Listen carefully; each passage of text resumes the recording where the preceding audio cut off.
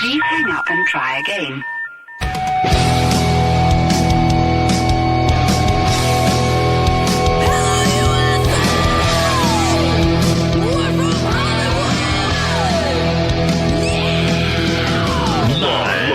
Freak Radio Network, broadcasting from the Lucas Oil Studios. Driven by General Tire. It's Speed Freaks. Motorsports Radio redefined with Kenny Sargent. We love to party. Crash Gladys. What are we doing for the bachelorette party? And Statman. I am serious. Here's the Freaks.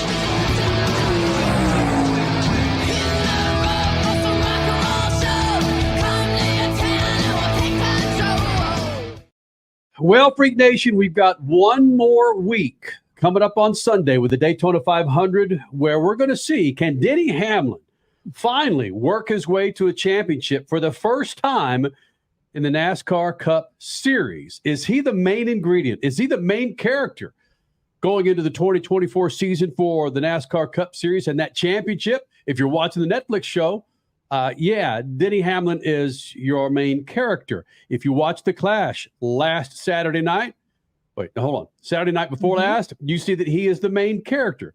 Well, is it going to happen this year? We'll get into that, Freak Nation. Statman, Crash Gladys, Kenny Sargent, Richard C. Suave, coming up in the show. Man, this is going to be special. The greatest ever on two wheels. I'm talking bicycles. I'm talking supermoto, super motocross, motocross, Supercross, the greatest rider ever, the GOAT, Ricky Carmichael, will be here in the Freak Nation. Statman, will you be able to contain yourself once you get Ricky Carmichael here in the Freak Nation, buddy? Yeah, why not? Hey, everything else works fine, so Ricky Carmichael should be the GOAT. All right. So basically, let's just reiterate what you said, Kenny. Yeah. Any person in the history of persons that has thrown their leg over a motorcycle of any sort, drag racing, road racing, dirt racing, flat track, nobody has better stats than Ricky Carmichael. I mean, that's stunning. That is absolutely stunning. He is better stats, but you have to understand that I got to leave some room for JS7, for James. Thanks, Stuart. James is my dude, Well, absolutely. I love Ricky, but James is my dude. Absolutely. But the numbers speak for themselves. Yes. But James is an amazing rider, obviously. Listen, Ricky Carmichael's got better numbers than Valentino Rossi, Matt Mladen. I could go on and on. Regardless, dude is going to spend some time with us here in the Freak Nation. We're going to have to kick him out of here, I think. So Ricky Carmichael will be here in the Freak Nation. Also, Supercross ran in Glendale or Phoenix, Arizona on Saturday night. We'll have that for you. But a couple things I'd like to hit before we get into Kyle Larson and his test run at Phoenix International Raceway. That was all the talk last week. And it's still a lot of people talking about what he did or didn't do at Phoenix International Raceway, or Phoenix Raceway. It's not international anymore, right, Crasher? It's international. Okay. Yeah. PIR. It's PIR. Come on. Dude almost spun at PIR, and we'll get into that conversation with Kyle Larson. He'll be here coming up in moments. But some things I'd like to hit for this first segment are the leading stories going into this weekend with Daytona. I don't want to rehash the hashless when it comes to the Clash, with them moving it, Saturday before last to Saturday night instead of Sunday. Ratings were still decent for them having to pivot and make that move. You compare them to the NFL Pro Bowl or whatever the hell they're calling it nowadays. Ratings weren't half bad compared to that even. And again, that went from Fox to FS1. Oh, right. Good point. Right? And still got 1.5 million. Yeah. The Clash showing strength in numbers when it came to a Saturday night broadcast on FS1. You got the Daytona 500 coming up this weekend. I mentioned Denny Hamlin. Is he the lead story going into this weekend? Can the dude finally get himself a championship? There was also some numbers on NASCAR.com that I found fascinating, Crash, Stat, and Suave, and it had to do with drivers that won in 2022 but didn't win in 2023. For obvious reasons, Chase Elliott, 5 wins in 2022, but in 2023, his best finish was second. His average overall finish was 13th. Alex Bowman with a win in 2022. And again, third twice in 2023. His average finish last year, 17.2. We know that he had some issues, some health issues. Chase Briscoe, Austin Cindric, Austin Dillon, Eric Jones, Daniel Suarez, Bubba Wallace. All those dudes won in 2022, didn't win in 2023. Do any of those cats have a shot at it in 2024? All those names that I rattled off, none of them bite me in the backside thinking, yeah, they got a shot for 2024. Granted, we haven't even run the Daytona 500 to this point. But those are some names that carry a whole lot of money and sponsorship on the side of the cars to be sitting 21st, 20th, 19th, 15th overall in 2023, Crash. That's the story of NASCAR, though. Once your engineers, once your crew chiefs, once everybody figures out the car. Remember, in 2022, that was a new car. That's one of the many reasons why parity was at a premium.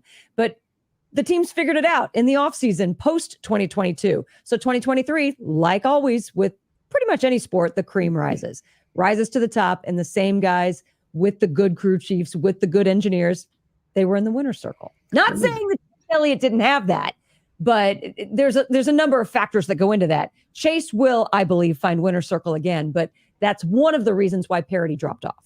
Let me throw a wrench in this thing. We've talked about numbers. I want to throw a little personality issue at. When he celebrated the win at the end of the chase, Hamlin got out of the car and the people were booing him, and he said, "That's okay. I beat your favorite driver." Now, if he is going to take the role of the villain for this year, is that going to be something, one, that fits his personality, and two, fits the personality of what the fans want, and three, is that going to be enough to get him a championship? I would say because Jamie Little arguably baited him into saying that, because he has said it in the past. I would say, yes, it's something NASCAR wants, and yes, it's something the fans want. Does it fit his personality? I would agree. Yes, it does in that as well. Is Denny Hamlin the next Dale Earnhardt Sr. in terms of personality? Not in terms of championships or wins, but in terms of personality, potentially. Statman, look at this for me. Kevin Harvick is now in the booth with Fox. And Kevin Harvick was, for many years, the a-hole, carrying the a-hole flag in the NASCAR Cup Series. He's softened up the last several years. There's a place for him for Denny Hamlin now. He's the old guy in the series. I mean, Joey Logano is part of that old group. Remember when Joey Logano was sliced bread, white bread, or whatever the hell, when Tony Stewart was going after the guy? Joey Logano is now part of the old guard. Denny Hamlin is part of the old guard.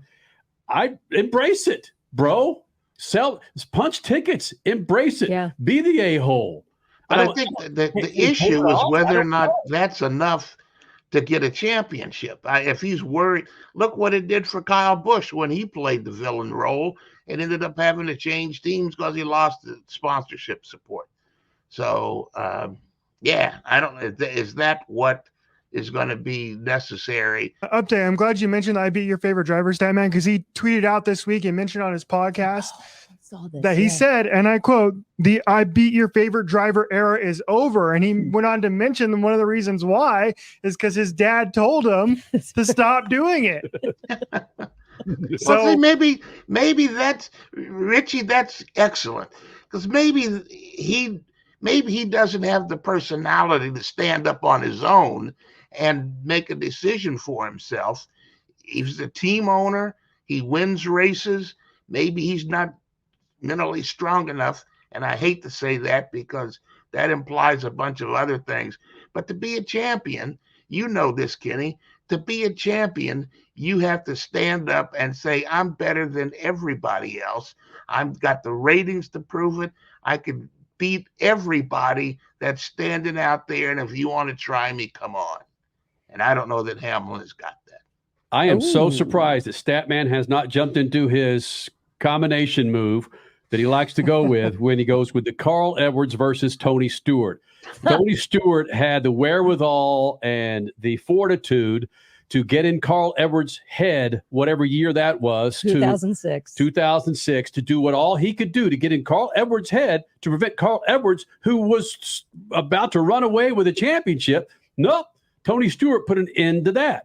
Does Denny Hamlin have the fortitude, the huevos, every other metaphor that I want to drop in there, to, again, get back to Statman's conversation? Is this enough for him to win it? I'm not sure how these younger drivers are going to handle somebody trying to get in their head. If he does proceed with this I beat your favorite driver, villain, black hat type attitude, it's kind of tongue-in-cheek for me. Kyle Busch, he had that black hat wired to his head. He was an a-hole. You believed it. The booze, the cynicism was real. You could cut it with Freak knives. Nation, I didn't say that. I came said from Kitty. And I loved every minute of it. I have a different opinion on it than Statman. I don't care if you are a legitimate a-hole or you're pretending to be an a-hole. We just need a-holes in motorsports. We do. My goodness. We were considered a-holes for many years as speed freaks because of the questions that we asked and the things that we wanted to know. And that's why people would either gravitate towards us or keep us out the door because they perceived us to be that black hat wearing radio and TV show. Wired to our heads. Yes. Speaking of people who get fired up over one driver, and it seems to point towards the positive, it's Kyle Larson. The Kyle Larson haters are already saying he's paying too much attention to IndyCar. Okay. Goodness. Whatever. Goodness. But Kyle Larson made a whole lot of news last week at Phoenix International Raceway by testing the IndyCar there at PIR. This after he tested at IMS last year, rookie orientation, something that they right, Crasher. Mm-hmm. We caught up with Kyle Larson.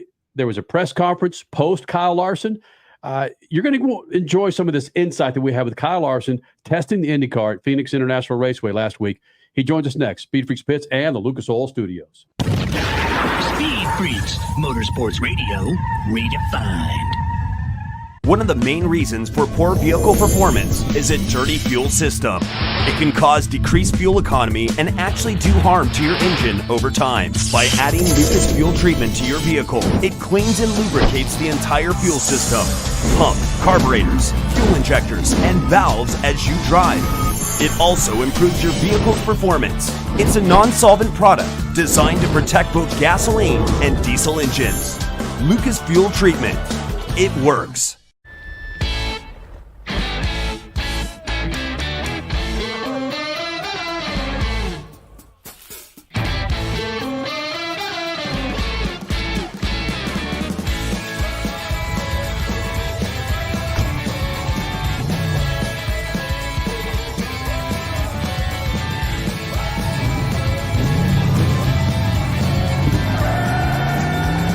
Whatever you do, General Tire delivers. The weekend racing is over, or is it? Not on MAV TV. Monday is All-American Racing Night on the network which never leaves the track. Sit back and enjoy grassroots red, white, and blue racing from America's most iconic tracks. Whether it's the precise lines of pavement ovals or the door-banging action of the dirt, MAV TV's Monday night lineup will bring you all the action from this country's legendary four-wheel battlegrounds. Monday night is All-American Racing, only on MAV TV, Motorsports Network. The NASCAR Cup Series returns to Worldwide Technology Raceway on June 1st and 2nd, 2024. The time to get your tickets is now. Let's go! Yeah! For only $10 down, you can lock in your seats for an incredible weekend of family fun, featuring the Enjoy Illinois 300 and the Confluence Music Festival. It all adds up for one amazing party. Go to www.raceway.com for the hottest ticket of the year. There's a price war in the insurance business, and you may be paying too much. Call the Term Lifeline right now and see if you can save 40%. $500,000 plans and up, that's our specialty. Even great smokers rates. Protect your family today. Call the Term Lifeline right now for a free quote. 866-549-TERM, 866-549-TERM, 866-549-TERM. Are you tired of high cable TV rates? Sign up for Dish today and get a $500 bonus offer while supplies last. Plus, lock in your price for 2 years guaranteed. Call All American Dish, your Dish authorized retailer now. 800-296-1251. 800-296-1251. That's 800-296-1251. Offers require credit qualification, 24-month commitment, early termination fee, and e-auto pay. Restrictions apply. Call for details. You're back with the Freaks, Lucas Oil Studios. This segment brought to you by our good friends at General Tire. Go to generaltire.com to check out a line of tires to keep your rides fat and happy on the road. Crash Gladys, Pit News and Notes. Hit it. While most motorsports were on a Super Bowl hiatus, Supercross was full tilt in Phoenix, unlike the NFL, where arguably you could have predicted this weekend's Super Bowl matchup. Just saying. The parity in Supercross is unmatched in the 50-year history of the sport. Ken Roczen snagged the 450 hole shot and went on to win in Arizona. He is the 5th winner in 6 rounds of racing so far. The same sort of theme is going on in the 250s, where RJ Hampshire became just the first repeat winner in the class Saturday night. Reno hosted Arena Cross, where, yet again, that was the Ryan Brees show the entire night. Brees will certainly have his title one day, but the year still belongs to second place on the night, Kyle Peters, who sits 9 points ahead with 4 rounds to go. How about that drag racing inaugural Pro Superstar Shootout? Bob Tasca going 341 miles per hour. The first winners for the big money, Doug Kalita, Austin Prock, and 6-time Pro Stock champ Erica Enders. Now, we touched on it a bit. What are your thoughts on Kyle Larson's second Indy 500 test this week in Phoenix? He got loose, but he also got more comfortable. You dig? And Crash, you're talking about Kyle Larson running at Phoenix International Raceway in the IndyCar test last week. There was a bit that IndyCar put together with the news feed, and we condensed it down to about 2.5 minutes, highlighting Kyle Larson's run at Phoenix International Raceway and comments after he got out of the car. It's Kyle Larson now, SpeedFreaks Pits and Lucas Oil Studios.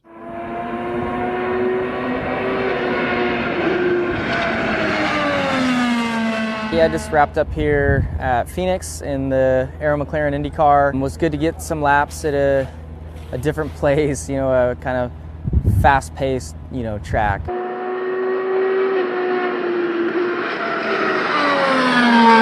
You know, we got to get comfortable, you know, with like lifting and stuff like that. So built up to it, and obviously the car is a lot different than what was ran here in 2018.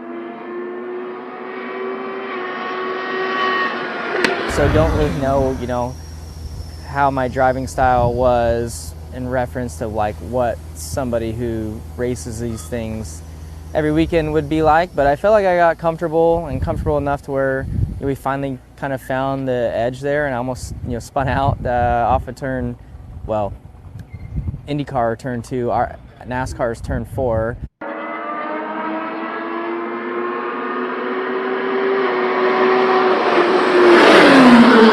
That was good, you know, to have a moment like that. Had a few moments, but that was the biggest one.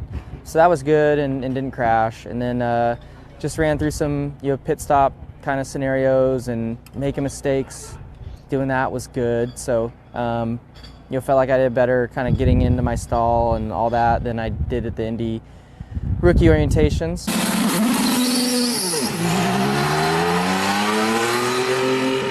Yeah, we were able to check a lot of boxes and yeah, get reacclimated and looking forward to, I think, the open test there in Indy in April, and then, you know, getting on into the month of May. So thanks to everybody at Arrow McLaren and Hendrick Motorsports and everybody involved in making this project happen. And you know, it's good to get some more experience. So I look forward to the rest of my time in the car, and yeah, we'll see how the rest of the time goes.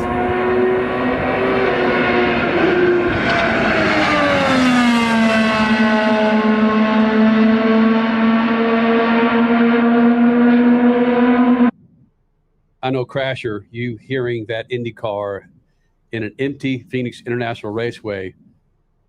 Why are you shaking your head? Drives me crazy because it's been 5 years since we've had IndyCar at Phoenix International Raceway. I'm not going to go down that rabbit hole right now, Kenny. I get it. But hearing Kyle Larson compare the IndyCar, well, we're going to hear sound bites from Kyle Larson this segment, next segment, talking about his experience. There was a press conference after this test where a number of journalists had a chance to sit down and talk to Kyle. We'll hear some of that now, and then, of course, the next segment. But a guy that's had his share of race wins and success there at Phoenix International Raceway in a Cup car, to come out there to what a lot of people think is a completely different setup and a completely different way to drive that track. Oh, yeah. And go out there and keep it from jumping into the wall in the IndyCar Turn 1. To hear him honestly talk about it is fun to listen to. Kyle Larson talked about running a Cup car at Phoenix International Raceway and the differences in those cars? The characteristics of the IndyCar versus the Cup car, at least at Phoenix, felt very similar. So you're just going a lot faster. I mean, in an IndyCar, so like the moments happen a little bit quicker. The edge of like good versus not good feels a little sharper. But yeah, it didn't feel way different than what I was what I guess I'm used to. And even with those moments of getting sideways, it didn't feel way different. Something along the lines of, speaking of 2018, when IndyCar was there, I had a tweet. I remember a bunch of the IndyCar drivers retweeted it. Something along the lines of the fastest NASCAR speed at PIR was still less than the pace car, or like 10 miles an hour less than the pace car of IndyCar, or something along those lines. It was stunning, the speed difference at the 1 mile oval in Phoenix. But we've seen Crash, Suave. We've seen IndyCar run at Phoenix Raceway, and seeing a single car run during testing, like Kyle Larson was doing, looks badass, looks fast, quick, and all of that. But when we've seen them run in the past at Phoenix Raceway, it was a freaking parade. It just didn't look as fantastic as we thought it would running at Phoenix International Raceway. But I'm getting away from the topic here, and it's Kyle Larson testing the IndyCar at Phoenix International Raceway after he did it at IMS, International Motorsports, Indianapolis Motor Speedway. Listen, there's so many freaking initials in this I know. motorsports that we cover. PRI, PIR, IMS, ISM, SMI. Right. TMI. How about that, man? Yeah, TMI. Kyle Larson talking about how uncomfortable it was for him to run in the IndyCar versus the Cup car at Phoenix International Raceway. Honestly, yesterday was probably more uncomfortable just because it's a smaller track and things are happening quicker, and you're having to lift off the throttle a little bit. At Indy, once we got through the different stages and stuff, I mean, we were wide open pretty easy, by yourself. It was a cool day and all that. So yesterday was fun to kind of, you have to work on the timing of the corner and you work through some balance things, because the balance was definitely not perfect, which was good to feel. At Indy, like I said, I'm out there by myself. They've got downforce packed into it, so I'm comfortable, and I didn't really feel much about the car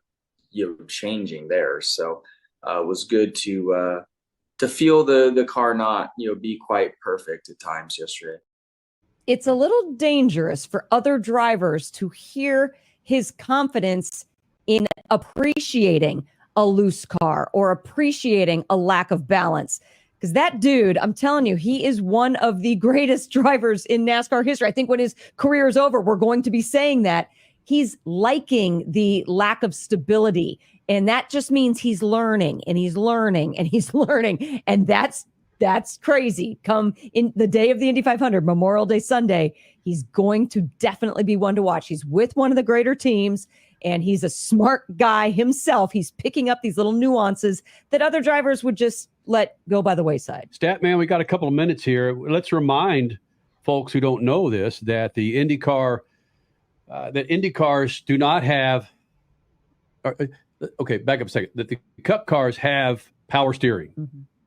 IndyCars do not have power steering, and we know just by watching IndyCar versus Cup car how tough it is to send one of those cars into a corner like Phoenix International Raceway. All of that's good. Kyle Larson is a brilliant driver. He understands balance. He understands the car.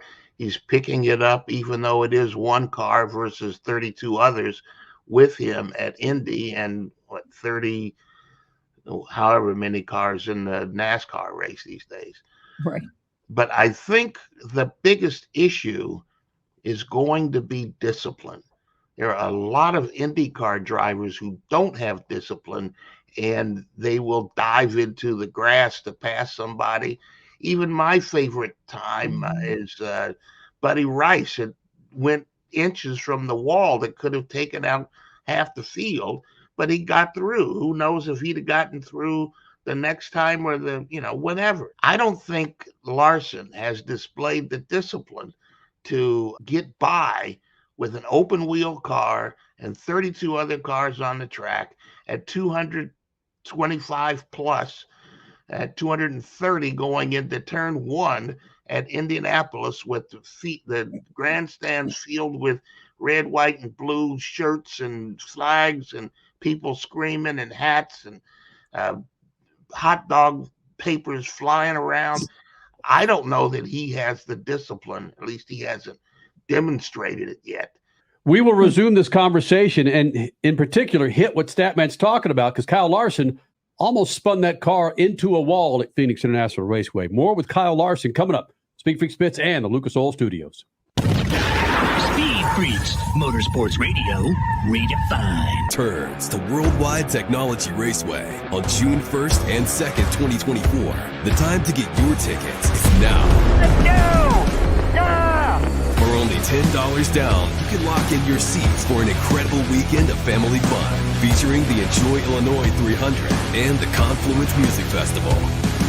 It all adds up to one amazing party. Go to www.raceway.com for the hottest ticket of the year. The weekend racing is over, or is it? Not on MAP TV. Monday is All-American Racing Night on the network which never leaves the track. Sit back and enjoy grassroots red, white, and blue racing from America's most iconic tracks. Whether it's the precise lines of pavement ovals or the door-banging action of the dirt, MAP TV's Monday night lineup will bring you all the action from this country's legendary four-wheel battlegrounds. Monday night is All-American Racing, only on MAP TV, Motorsports Network.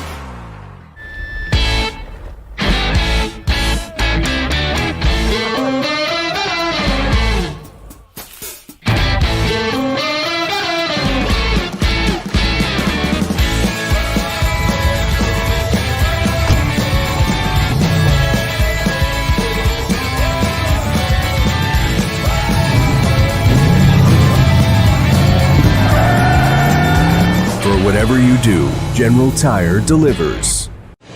If Ernest Hemingway was alive today, would he say this to you? Shakespeare, Mark Twain, Edgar Allan Poe, all great writers. And after reading your book, I simply must add you to the list. Wait, you don't have a book yet. So make a free call to Page Publishing. Turn your book idea into publishing gold. 800-215-6818. 800-215-6818.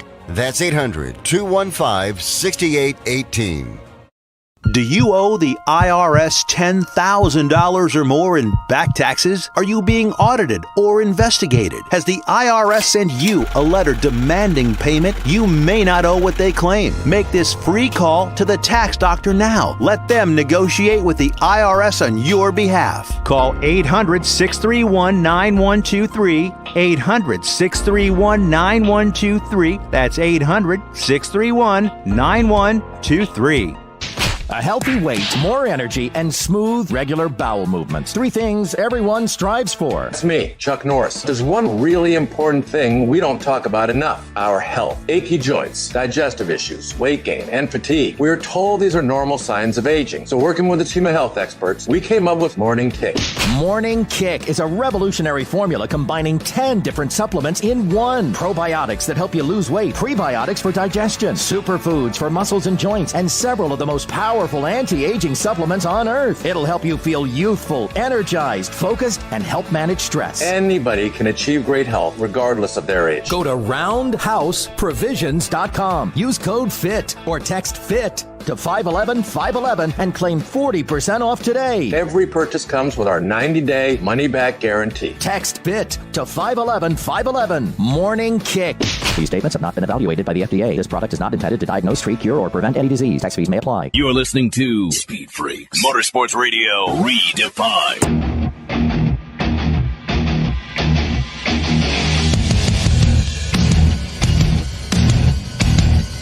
You're back with the Freaks, Lucas Oil Studios. And of course, June of this year, it'll be 24 years of Speed Freaks. And we couldn't have done it without the help of Lucas Oil. Go to lucasoil.com and learn more about Lucas Oil Heavy Duty Oil Stabilizer. It's a pure petroleum multi-use oil supplement. It controls noise, heat, and wear in manual transmissions and differentials.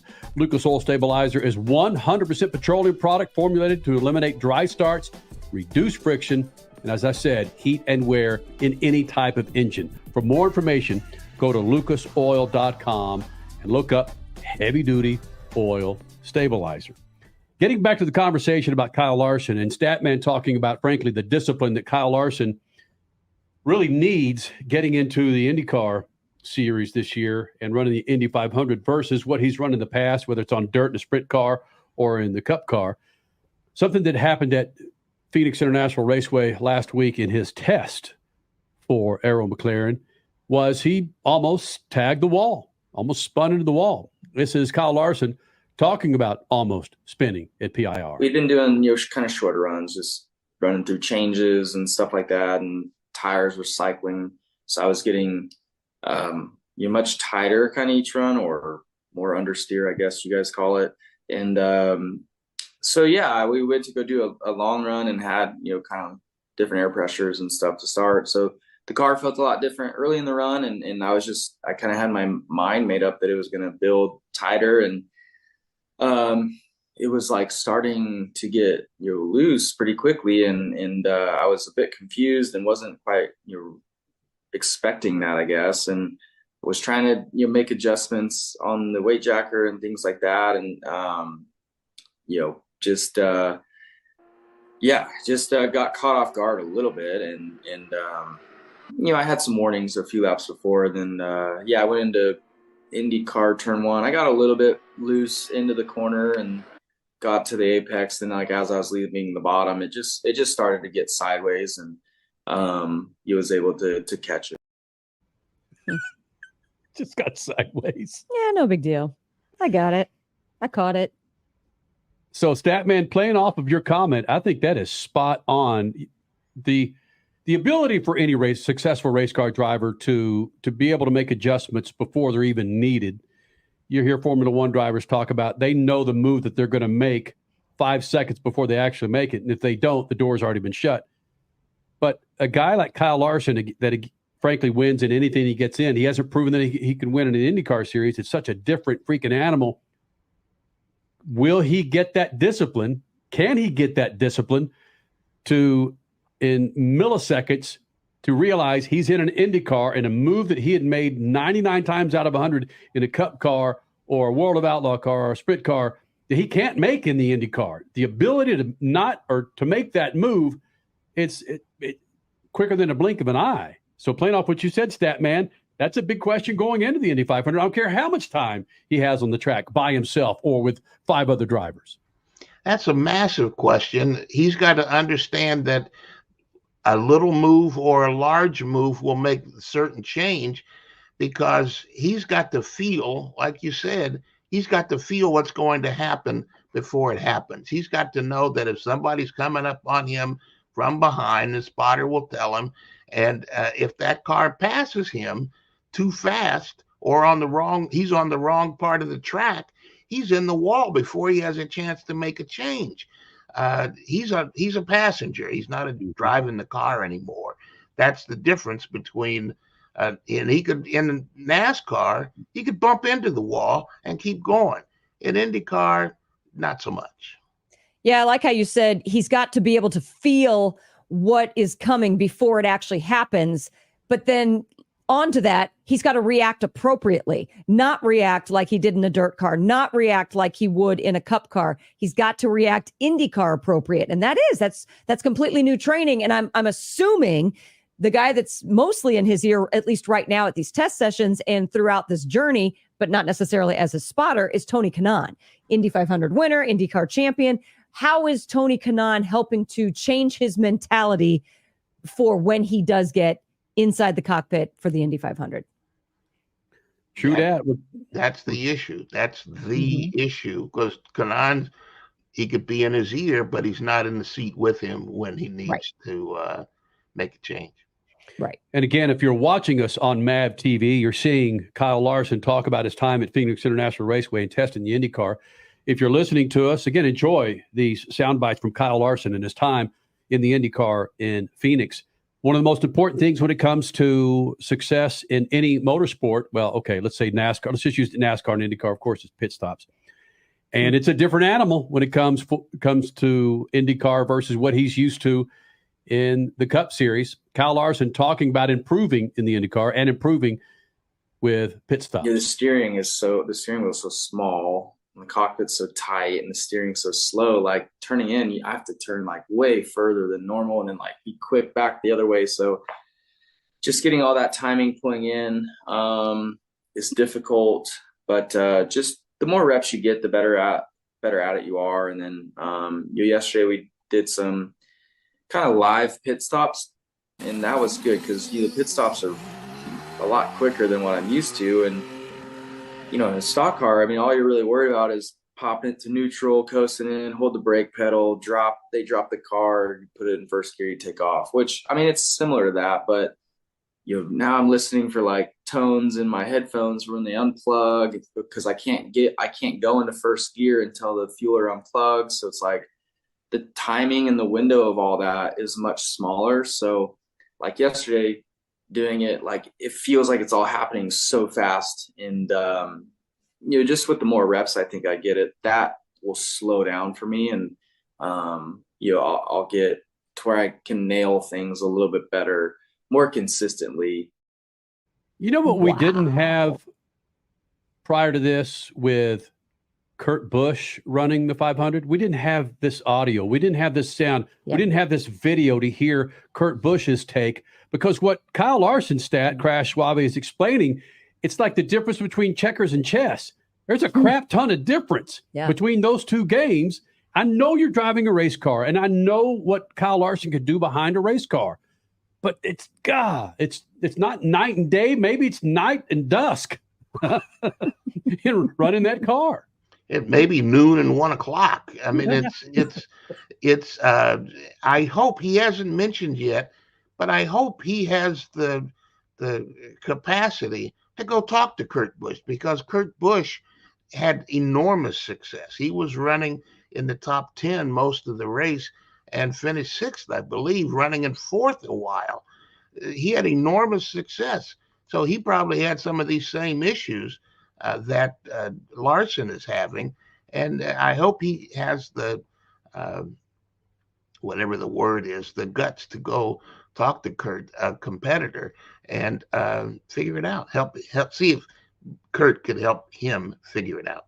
At the very least, if not Kurt Busch, then Tony Stewart. Tony Stewart is the most successful when these events are on the same day, 6th at Indy, 3rd at Charlotte. And Tony can make that jump quickly in his mind. Tony could help just as much as Kurt. You're right. He should not just rely on Tony Kanaan, who's giving him great advice, but rely on somebody who's actually done this double before and who can give him a lot of that difference in his head.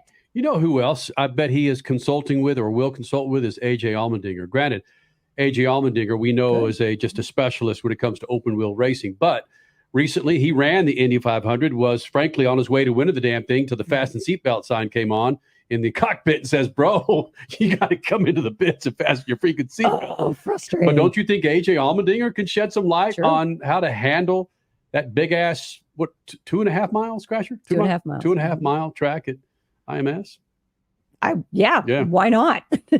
I mean, without question. And what you brought up earlier about the power steering, lack of power steering in an IndyCar, and how Kyle Larson was just talking about how that makes it getting into his pit so much harder. I mean, all these little nuances. Yes, any of those guys that have driven both cars, Dario Franchitti, let's throw him out there. Any of those guys could help out. Hey, Suave, you got about 30, 45 seconds here real quick. Does it matter to you if a driver runs the double or not? It is. Yes, it does. It's impressive. Not many guys have done it. You guys just mentioned a few.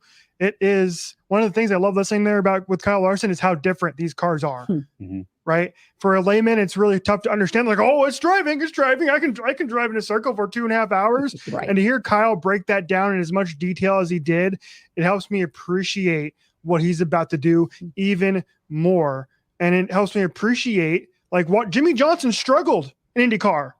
He had an okay run at the Indy 500, was okay on ovals, but he struggled. Yep. And it just helps me understand that Kyle Larson, what he's got ahead of him, is insanely tough. And if he pulls it off, it's going to be right up there with one of the greatest feats in sporting history if he manages to pull it off and win either one race or the other, or both, or finish well in one or both. And coming up next, rookie funny car pilot Austin Prock He's $250,000 richer. He joins us next. Speed Freaks Pits and the Lucas Oil Studios. Speed Freaks, Motorsports Radio, redefined.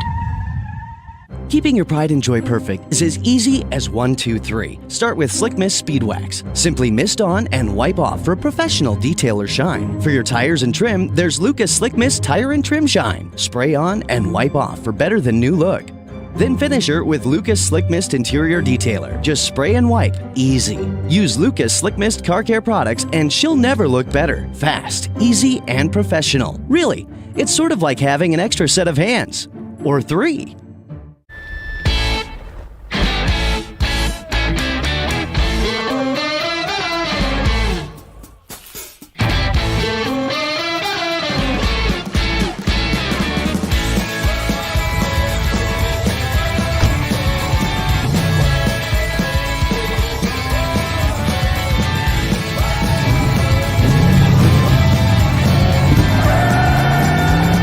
Whatever you do, General Tire delivers. The NASCAR Cup Series returns to Worldwide Technology Raceway on June 1st and 2nd, 2024. The time to get your tickets is now. Let's go! Yeah! For only $10 down, you can lock in your seats for an incredible weekend of family fun featuring the Enjoy Illinois 300 and the Confluence Music Festival. It all adds up for one amazing party. Go to www.raceway.com for the hottest ticket of the year. The weekend racing is over, or is it? Not on MAP TV. Monday is All-American Racing Night on the network which never leaves the track. Sit back and enjoy grassroots red, white, and blue racing from America's most iconic tracks. Whether it's the precise lines of pavement ovals or the door-banging action of the dirt, MAP TV's Monday night lineup will bring you all the action from this country's legendary four-wheel battlegrounds. Monday night is All-American Racing, only on MAP TV, Motorsports Network. As your power steering pump ages, seal leaks may occur, causing the power steering system to lose fluid. Your power steering system may also develop an annoying squeal, and the steering may become more difficult to handle. By using Lucas Power Steering Stop Leak, you will stop the seal leaks, reduce slack in rack and pinion, eliminate the squeals and hard spots in your power steering system. It is guaranteed to stop seal leaks or your money back. Lucas Power Steering Stop Leak. It works. Freak Nation, head to your local General Tire dealership now to check out the latest additions to their product lineup. The Grabber family of tires are engineered for durability and feature innovative performance features that offer all-terrain capability, blending exceptional off-road durability and impressive on-road performance, all while sporting aggressive styling. For outstanding off-road performance coupled with strong street manners, look no further than General Tire. General Tire delivers for whatever you do, and the official tire of Speed Freaks since 2001. A healthy weight, more energy, and smooth, regular bowel movements. 3 things everyone strives for. It's me, Chuck Norris. There's one really important thing we don't talk about enough: our health. Achy joints, digestive issues, weight gain, and fatigue. We're told these are normal signs of aging. So working with a team of health experts, we came up with Morning Kick. Morning Kick is a revolutionary formula combining 10 different supplements in one. Probiotics that help you lose weight, prebiotics for digestion, superfoods for muscles and joints, and several of the most powerful anti-aging supplements on earth. It'll help you feel youthful, energized, focused, and help manage stress. Anybody can achieve great health regardless of their age. Go to roundhouseprovisions.com. Use code FIT or text FIT to 511-511 and claim 40% off today. Every purchase comes with our 90-day money-back guarantee. Text FIT to 511-511. Morning Kick. These statements have not been evaluated by the FDA. This product is not intended to diagnose, treat, cure, or prevent any disease. Tax fees may apply.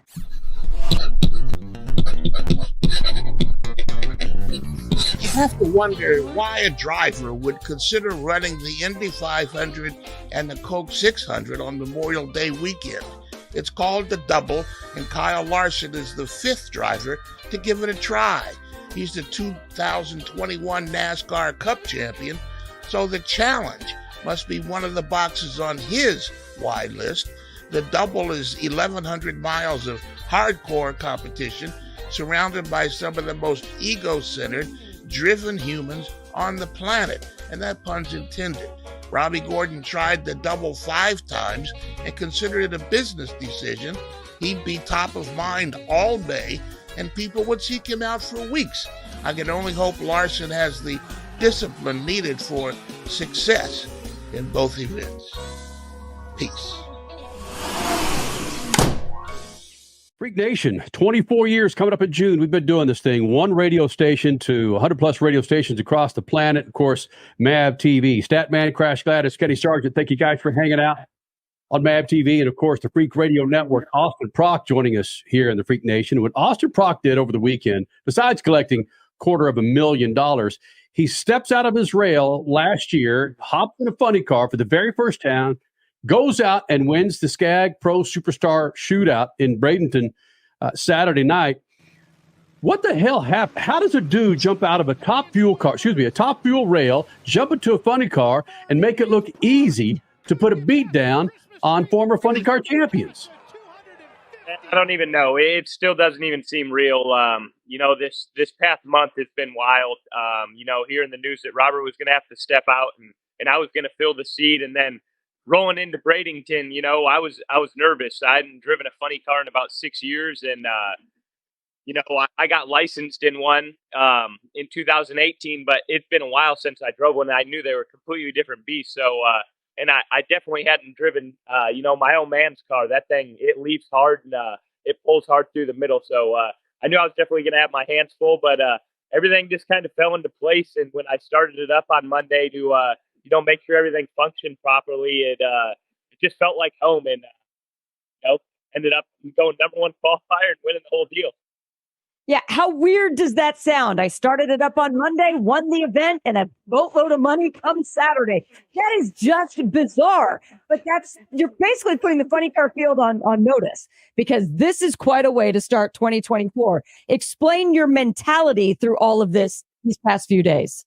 Well, I knew I had to go in there with my head on straight. This car is capable of winning a championship, and this team is arguably, this team and car are arguably probably the best car in the last decade. So I knew I had to be on my game, and there was no way I was going to be the weak link. A lot of pressure on me, and especially when your dad and brother are tuning this thing, like another driver could come in here and make a mistake, and they might let him get away with it. But when it's your own blood, they can get it, they can eat into you a little bit, and I definitely didn't want that. And everyone just did an outstanding job. We all clicked and got the job done for John Force Racing. There's so much we want to talk about with you regarding this Pro Superstar Shootout that went down in Bradenton. The inaugural, by the way, it was a massive event.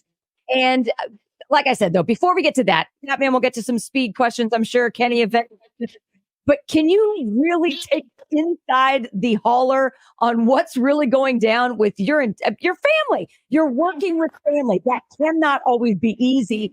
How do you get around those moments of wanting to just basically crush each other and pull each other's hair out? It would have happened this week. We showed up on Monday and started testing on Tuesday, and for 7 straight runs, we could not get this car down the racetrack. It wouldn't even go past the Christmas tree without smoking the tires or shaking the tires. And, we were all kind of on suicide watch. Like our emotions weigh heavy with in correlation to how the race car goes. We all have the same approach. And we just all kept our heads down. Tuesday night, we stayed at the track till 1 a.m. Wednesday morning, and came up with a game plan, rolled in there. Wednesday morning, the thing was smoking it right down there, and we had an electrical issue, had the car shut off, and then T2, my first full pull in this car, we went 384 at 336 mile an hour. So we kind of ran out of time to dilly-dally around and just had to go right for the throat. So, Austin Prock, you're saying it was just something he found? Do you have that switch in your car? Yeah. I mean, they found something that no one else has right now. But if we knew what he was doing, we'd be running 345. You know what I'm saying? So we'll keep working at this thing. Like I said, we struggled early on in the week, and we made leaps and bounds on this tune-up. Getting it dialed in. I was so proud of this team, how hard they worked, and they never gave up. Like I said, we couldn't go past the Christmas tree, and then we roll up there, and the first full pull it goes low ET at testing. There was no in between, and it was really cool to be a part of, and really cool to watch.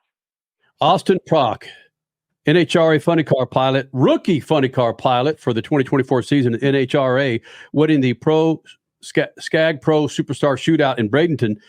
You start running those times in a regulated NHRA event, will they be shutting the funny cars down? Yeah, I don't think they'll be too happy to see that 341. It wasn't an NHRA event, but that doesn't mean they have they can't, slow us down anyways. So I'll be curious to see what happens there. I hope they don't. That's not something that you're going to see, repeated and over and over and over again. I mean, the air conditions were so good there. That track was prepped so well, and it was just the perfect environment. And, I think one of the big deals is Goodyear probably doesn't want to see these cars going over 340 with the tires. And, I think that's probably a lot to do with if they did regulate us, but I don't think it's something you're going to see every day. Hey, they used to say that about Maple Grove. They went so fast there. Yeah, that place has excellent air too. So it was just a perfect environment, and they got it done. Austin, is there a difference between 330 and 340 in the car? I've never gone 340. Fastest I've gone is 337.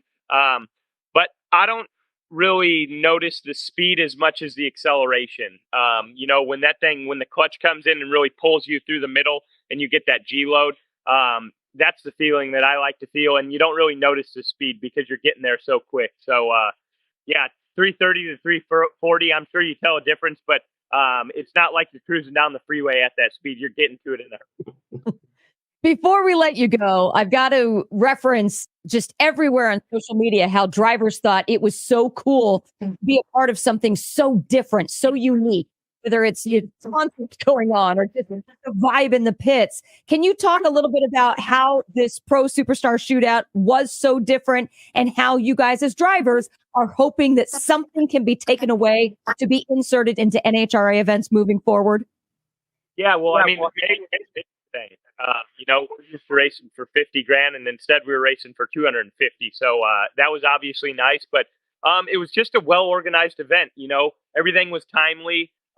We weren't late for a session, but 3 minutes at the most all week, excluding one day. And the reason we were late, it was weather permitting and safety on the track. So, eat that. But it was just really cool. Great vibe.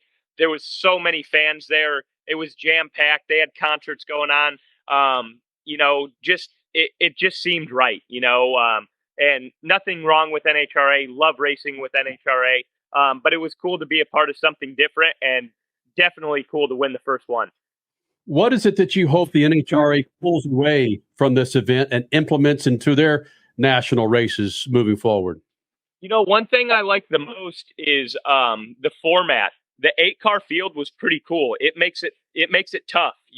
There was a lot of good cars sitting out, looking outside in, going into the last qualifying session. And some of those great cars didn't even make the show.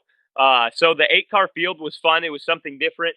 I liked the 3 qualifying runs on Friday. I feel like it's a great experience for the fans. You really get your money's worth on a ticket. And I really enjoyed the format of it. All right, Austin, share with the Freak Nation where you are and why you are where you are right now. About second round, my buddy Dominic Selvey, he ended up surprising me and coming to the races, and we ended up getting the win done with him there. So to return the favor, I drove up towards Tampa, and I'm crashing with them for the night, and I'm going to go watch him race at East Bay. He's driving the Roth 83 car this weekend, so I'll be cheering him on. Obviously, my roots are in this open wheel stuff, so it'll be nice to catch up with everyone, see some familiar faces, and cheer on one of my best friends. Freak Nation, Austin Prock taking home $250,000 in the Stag Pro Superstar Shootout. Coming up in the second hour, Freak Nation, Ricky Carmichael, the greatest ever on 2 wheels. Austin Prock, buddy, don't be a stranger this year in that funny car, right? Yes, sir. Yeah, I hope to be on the show again, and tell Ricky Carmichael we need to get him out to a drag race soon. I'll take care of him. Attaboy. Agreed. Austin Prock here in the Freak Nation. Ricky Carmichael, the GOAT, coming up next. SpeedFreaks Pits and the Lucas Oil Studios. Speed Freaks, Motorsports Radio, redefined. One of the main reasons for poor vehicle performance is a dirty fuel system. It can cause decreased fuel economy and actually do harm to your engine over time. By adding Lucas Fuel Treatment to your vehicle, it cleans and lubricates the entire fuel system, pump, carburetors, fuel injectors, and valves as you drive. It also improves your vehicle's performance. It's a non-solvent product designed to protect both gasoline and diesel engines. Lucas Fuel Treatment. It works.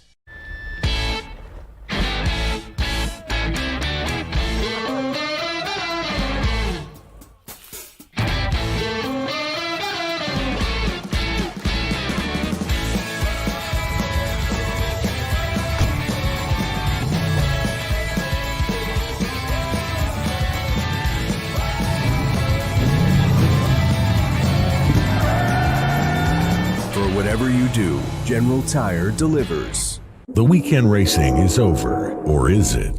Not on MAP TV.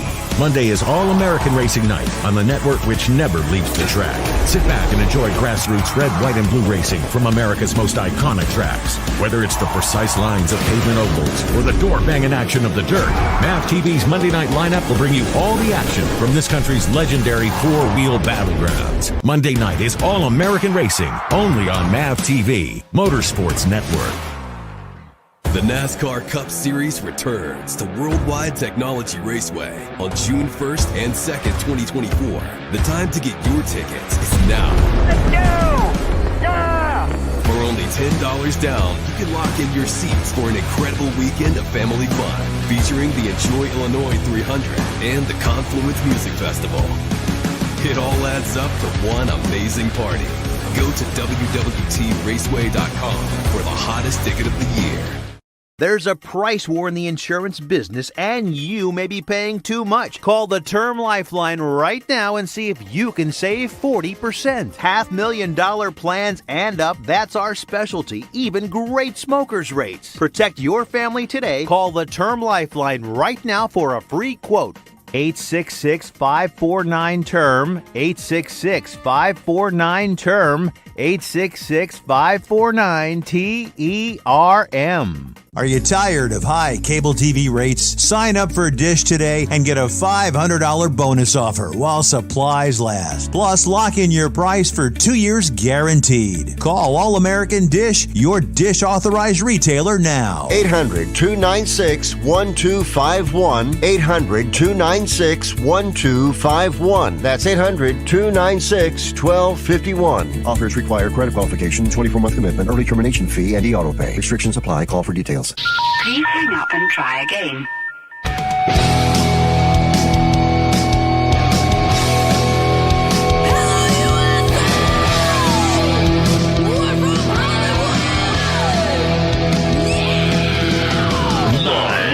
Freak Radio Network, broadcasting from the Lucas Oil Studios. Driven by General Tire. It's Speed Freaks. Motorsports Radio redefined with Kenny Sargent. We love to party. Crash Gladys. What are we doing for the bachelorette party? And Statman. I am serious. Here's the Freaks.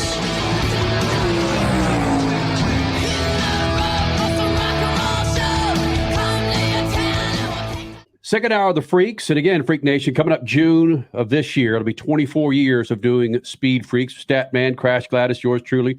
Be sure to follow us on Twitter, Facebook, Instagram. We're there for you, man. Of course, the website, speedfreaks.tv. In moments, one of our favorite personalities in all of motorsports and just in general, Ricky Carmichael, will be joining us here in the Freak Nation. Again, follow us on Twitter, Facebook, Instagram, the website, speedfreaks.tv.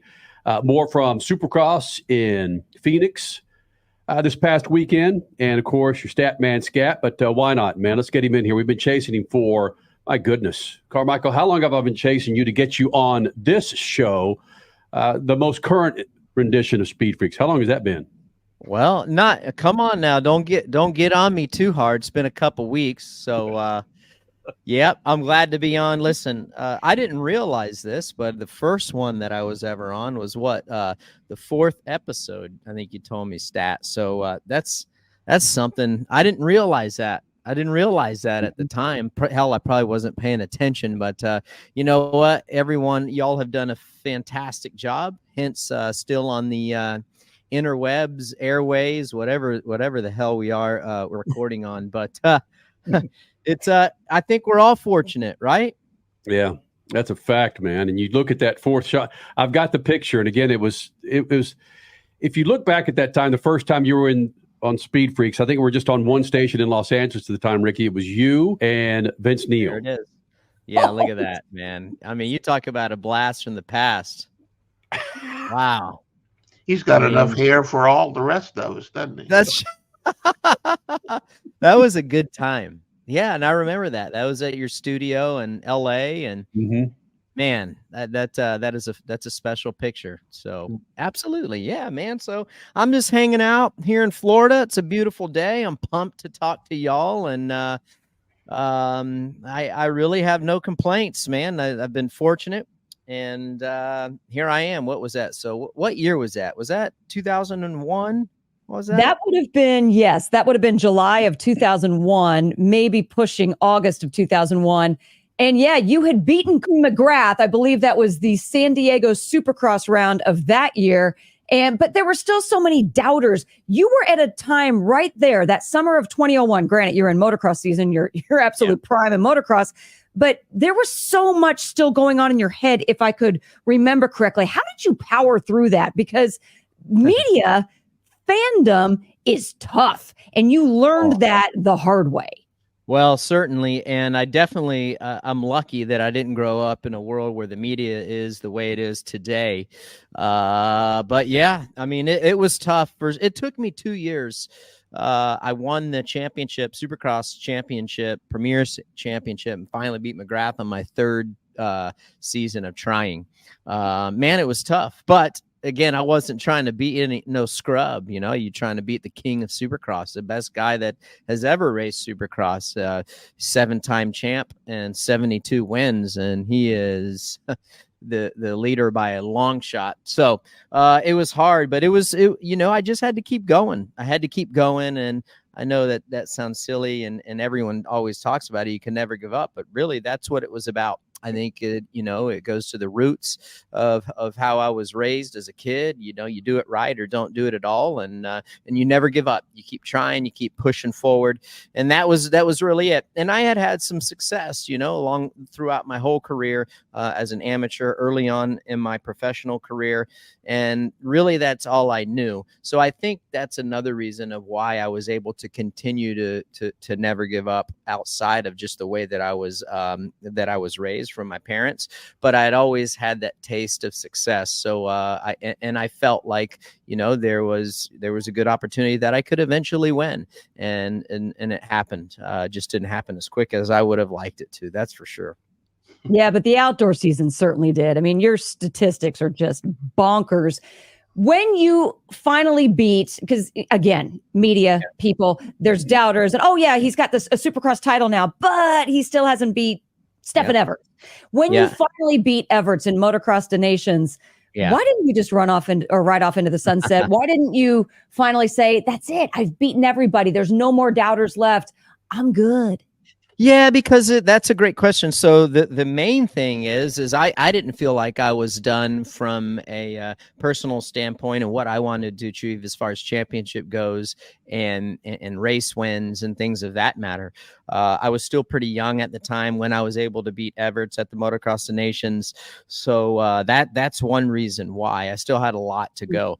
I beat him early, I would say midway through my professional career. So I still had a lot of work that needed to be done. And I really based it on not who I beat. My career, I'm more happy about what I was able to accomplish in the race wins and the championships. So to answer your question, just because I had beaten him and had beat everyone, some of the greatest that has ever thrown their leg over a motorcycle, I was more focused on championships and race wins rather than just people that I was racing, because at the end of the day, I was racing myself. And if I went out there and did the best that I could do, I had a great chance of winning races, which in turn wins championships. People who raced against James Stewart, they say the same thing, that he was racing himself and they didn't worry about him because eventually he was going to win or crash. Did you have that same idea about him? And did they have the same thing about you?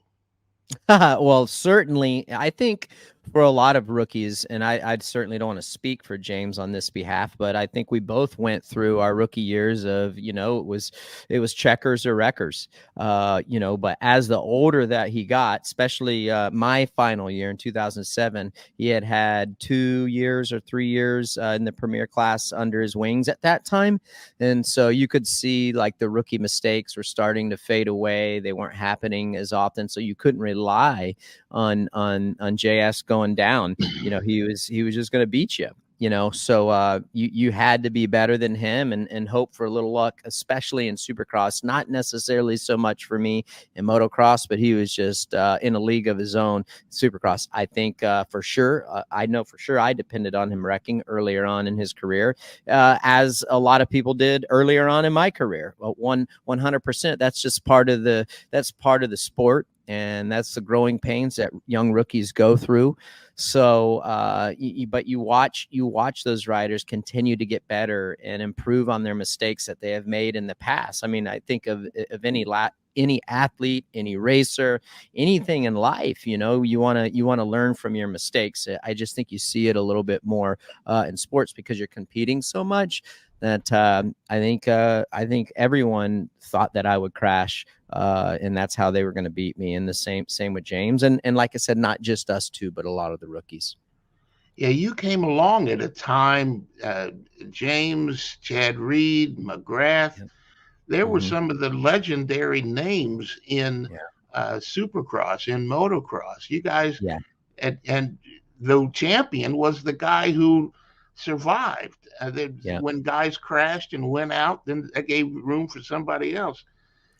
You guys, were there ever any friendships in any of that? Did you guys exchange Christmas cards or go to Thanksgiving? You bring up a great point. And, I was fortunate enough to race against the best guys as far as stats go, that have ever been in the sport. Jeremy McGrath, king of Supercross. He has the most Supercross championships. He has the most Supercross wins in the premier class, 250 back then, which is 450 now. James Stewart, he was the second winningest Supercross racer as far as race goes, not championships, for a long time until he was surpassed by Eli Tomac. Then you got Chad Reed. He was like number 3 or 4 on the all-time win list in Supercross. So I was fortunate enough to come up through a time to where I got to compete against the best that had ever done the discipline. So,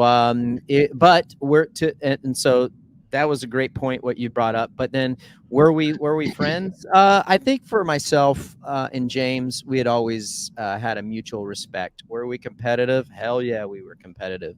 But the mutual respect was there. Now you got to understand that, James and I somewhat grew up together. I'm several years older than him, but when we were racing these amateur races in Florida, I would see him every single weekend. So if I was in the 85 class and he was in the 50cc or 60cc class, I would watch him. You just see this young kid coming up, and you knew, and he was the next generation after me. So you knew if he was continued to progress, that he would be at the top step someday. So our relationship was a lot different and much more personal in a good way, where, for Chad Reed, I feel like, that was one of my toughest competitors. There was no Christmas cards being sent. But at the end of the day, I do feel, I go back, we had a tremendous amount of mutual respect for each other. We raced each other hard. We wanted to kick each other's ass just as bad as the next guy did. Well, Freak Nation, as I predicted, we're going to go long with this. Ricky Carmichael here in the Freak Nation. Ricky, can you hang around for another segment here in the Freak Nation? Of course I can. You bet. All right. Didn't expect anything less. Ricky Carmichael, the GOAT, more here at the Freak Nation, Lucas Oil Studios, and on MAV TV.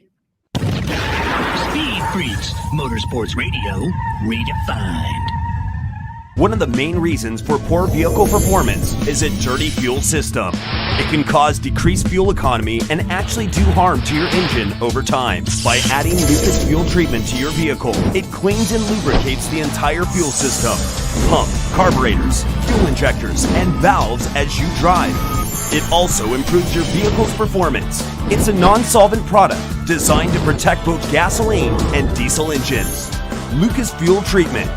It works.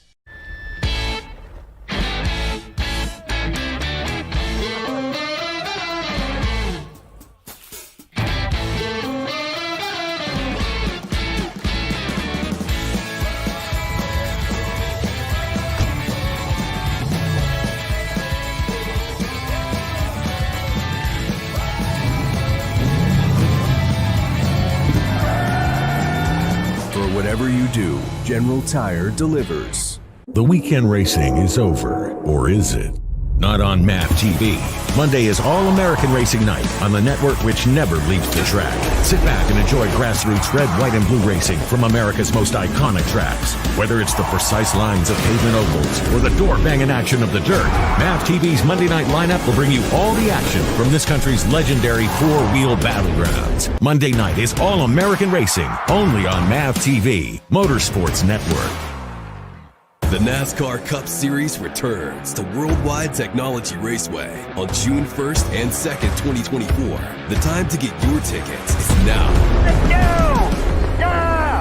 For only $10 down, you can lock in your seats for an incredible weekend of family fun, featuring the Enjoy Illinois 300 and the Confluence Music Festival.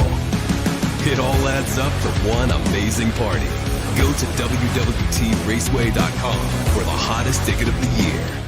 There's a price war in the insurance business, and you may be paying too much. Call the Term Lifeline right now and see if you can save 40%. $500,000 plans and up, that's our specialty. Even great smokers rates. Protect your family today. Call the Term Lifeline right now for a free quote. 866-549-TERM, 866-549-TERM, 866-549-TERM. Are you tired of high cable TV rates? Sign up for Dish today and get a $500 bonus offer while supplies last. Plus, lock in your price for 2 years guaranteed. Call All-American Dish, your Dish authorized retailer now. 800-296-1251. 800-296-1251. That's 800-296-1251. Offers require credit qualification, 24-month commitment, early termination fee, and e-auto pay. Restrictions apply. Call for details. You're back with Speed Freaks. Coming up, we resume with Ricky Carmichael. This segment brought to you by good friends at Lucas Oil. Do yourself a favor, Freak Nation. Go to the website, lucasoil.com. Check out the line of products to keep your rides fat and happy. Go to lucasoil.com. As far as McGrath goes, I think it was a little different because I don't know if it's fair to say that I raced him in his prime. Just because he's a fair bit older than I was. He was still damn good. But in 2001, when I was able to beat him for the Supercross championship, I won a crap load of races that year. I think 13 out of the 16 or 14 out of the 16. I only lost 2 races that year, I believe. And it was just different. Like, he was so much older. And the best of his years, I felt like had surpassed him, not in a negative way, but it was just it was different.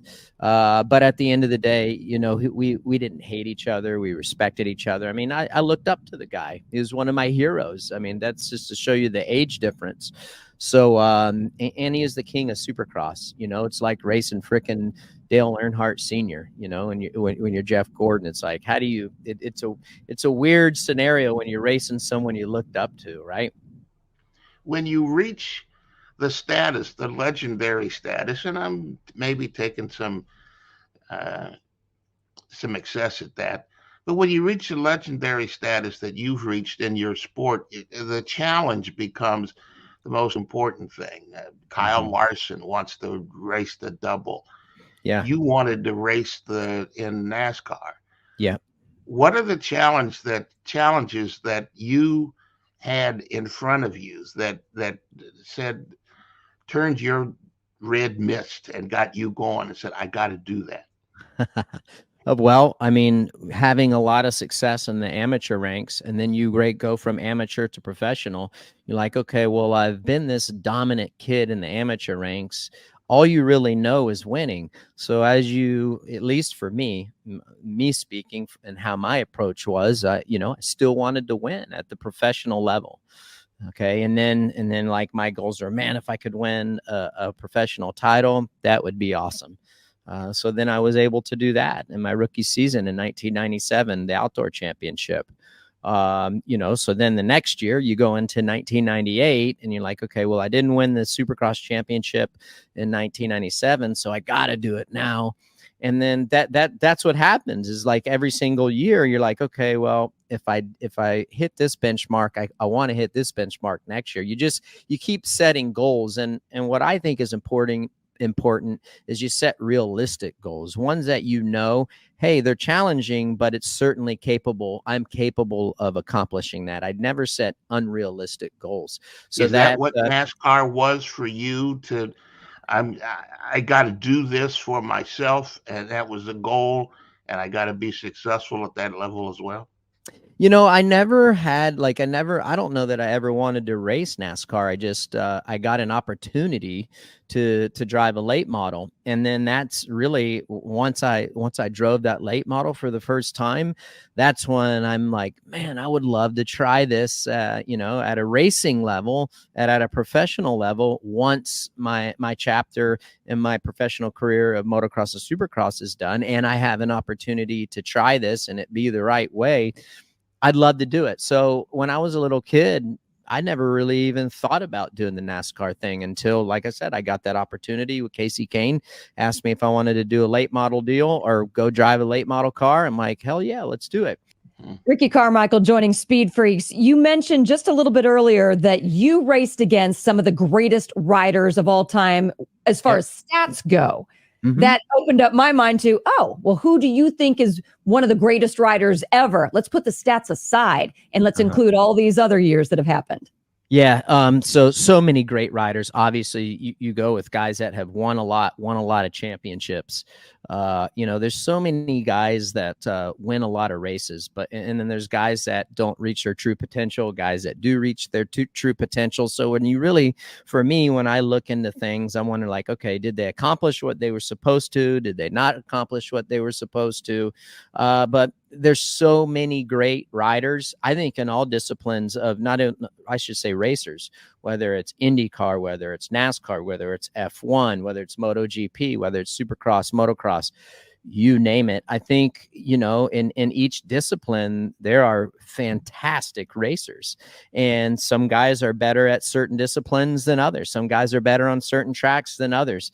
I think so. I mean, obviously you have the anomalies of guys that are multi-time champions, like 3, 4-time, 5-time champions in certain discipline. You think of Jimmy Johnson, you think of Schumacher, you think of McGrath, you think of Everts, guys like that. I mean, Dungey, Villapoto, guys that have won, like I said, 3, 4, 5 championships in their respected discipline. That's pretty dang sporty. Ricky Carmichael here in the Freak Nation, and the history that we have with Carmichael is freaking-tastic. We don't need to get out in the weeds in that. But Carmichael, I was going through some old video that I had when I was anchoring sports in Los Angeles, and I believe when were you 19? What year was that? 90? Was 1999, I believe. Yep. All right. Well, I was doing a feature on McGrath, and look at this little redhead that's inserted in this piece with Jeff Emig. This is just a portion of it. And as a rider, I mean, you try to take somebody away from their game, just like he's going to try to do to me and Ricky. And the Ricky he's talking about, well, it's 19-year-old phenom Ricky Carmichael, making his 250 Supercross debut tomorrow night. You got two old guys pushing 30, man. Right. You've got a 19-year-old coming in here. What are you going to do to get these guys off their bikes? Well, if they're in front of me, somebody's going to have Jeff and Jeremy's bike in their lap. Just kidding. I don't know. It's just, it's like everybody's been thinking, this is Jeremy's hometown, and he's going to be tough. Yeah, Ricky's being kind of modest right now. He knows he's better than that. And, I've seen him ride, and everyone here's seen him ride, and he's a tough competitor. I hope Saturday night I can smoke him, but there's always that chance that he's going to smoke me. Dude, you got to send that clip to me. You got to text that to me if you will give me the rights to that. That would be awesome. So, one thing, like, I always felt bad for McGrath after the fact when I kind of went through this when Pastrana was coming up, because he was like the guy who was like, oh, dude, this is a guy that's going to knock you off. And I'm like, okay, yeah, whatever. Like let the man just like get a couple races under his belt and let's see what he can do, and we'll see what happens. And I never really realized probably what MC was going through until then. I can't imagine how sick and tired he got of hearing, oh, RC's coming, that Carmichael kid, he's coming. And look, dude, I didn't do it till my third year of trying. So he got in my opinion, he got the last laugh, especially in 99 and then 2000 for sure. So that was some good times. Now listen, my old teammate at the time, Jeff Emigan, he's a dear friend of mine still to this day. He used to haze me so bad. He did it when I was in the 125 class in 1997. And then that was my rookie debut in the premier class. And he used to haze me then. Where is Jet Lawrence on the Ricky Carmichael level of riding and what he could do? Oh, riding. Oh, he's 10 times more talented than I was, without a doubt. And it's no mistake about it. I wasn't. Ricky, no, I'm not going to let you get away with that.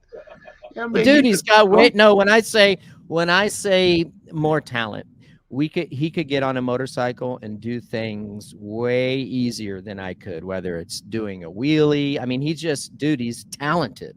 I mean, you get him on a bicycle and he's doing all kinds of crazy things. You're like, holy crap, I can't do a wheelie on a bicycle without rolling over backwards. So as far as just natural born talent, that's where he is. He's just so incredible. So from a bike skills standpoint, he'll blow me away. Now, as far as the competitive scale and the grit and determination, I would challenge him in that area. I sure would. But as far as bike skill goes, dude, he's got me beat hands down. But what's incredible is that someone who has as much talent as he does, and I've seen this, I've witnessed it, I've heard it, I've talked to him about it, he's still scared to lose at times. And when you have someone who is scared to lose, that's a dangerous combination. Again, Ricky Carmichael, our opinion, the GOAT when it comes to two wheels, everything on two wheels. Ricky Carmichael here in the Freak Nation. Buddy, it's never too often. I mean, if you rolled in here every weekend, man, it wouldn't be enough. Oh, I appreciate that. Thank you guys for having me on. It's been an incredible ride with you guys for sure. Mm-hmm. Obviously not on as much as that I would like to be. We need to make a habit of getting together a lot more often, but I'm proud of you guys and how well you've done, how successful you've been with the Freak Nation and the fan base that you've created. You guys do a great job and your results speak for themselves, and it's an honor to be on the show today. And we just can't get enough Supercross, can we? 250 pilot Joe Shimoda, he joins us next, as well as 450 badass Justin Barcia. More Freaks coming up. SpeedFreaks Pits and the Lucas Oil Studios. Speed Freaks, Motorsports Radio, redefined.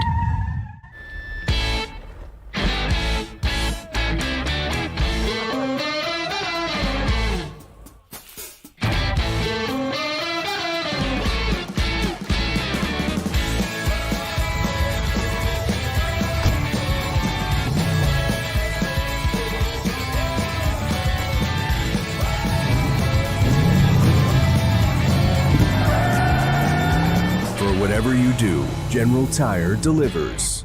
For more than 30 years, Lucas Oil Products has been solving some of the most difficult mechanical problems in the automotive, marine, and industrial industries. From our original Core 4 products, heavy-duty oil stabilizer, power steering, stop leak, transmission fix, and fuel treatment, we have now developed over 400 custom products to help solve some of the world's toughest mechanical issues. Go to lucasoil.com to see what we have in store for you. Lucas Oil, it works. The NASCAR Cup Series returns to Worldwide Technology Raceway on June 1st and 2nd, 2024. The time to get your tickets is now. For only $10 down, you can lock in your seats for an incredible weekend of family fun featuring the Enjoy Illinois 300 and the Confluence Music Festival. It all adds up to one amazing party. Go to www.raceway.com for the hottest ticket of the year. The weekend racing is over, or is it? Not on MAP TV. Monday is All-American Racing Night on the network which never leaves the track. Sit back and enjoy grassroots red, white, and blue racing from America's most iconic tracks. Whether it's the precise lines of pavement ovals or the door-banging action of the dirt, MAP TV's Monday night lineup will bring you all the action from this country's legendary four-wheel battlegrounds. Monday night is All-American Racing, only on MAP TV, Motorsports Network. There's a price war in the insurance business, and you may be paying too much. Call the Term Lifeline right now and see if you can save 40%. $500,000 plans and up, that's our specialty. Even great smokers rates. Protect your family today. Call the Term Lifeline right now for a free quote. 866-549-TERM, 866-549-TERM, 866-549-TERM. Are you tired of high cable TV rates? Sign up for Dish today and get a $500 bonus offer while supplies last. Plus, lock in your price for 2 years guaranteed. Call All American Dish, your Dish authorized retailer now. 800-296-1251. 800-296-1251. That's 800-296-1251. Offers require credit qualification, 24-month commitment, early termination fee, and e-auto pay. Restrictions apply. Call for details. If Ernest Hemingway was alive today, would he say this to you? Shakespeare, Mark Twain, Edgar Allan Poe, all great writers. And after reading your book, I simply must add you to the list. Wait, you don't have a book yet. So make a free call to Page Publishing. Turn your book idea into publishing gold. 800-215-6818.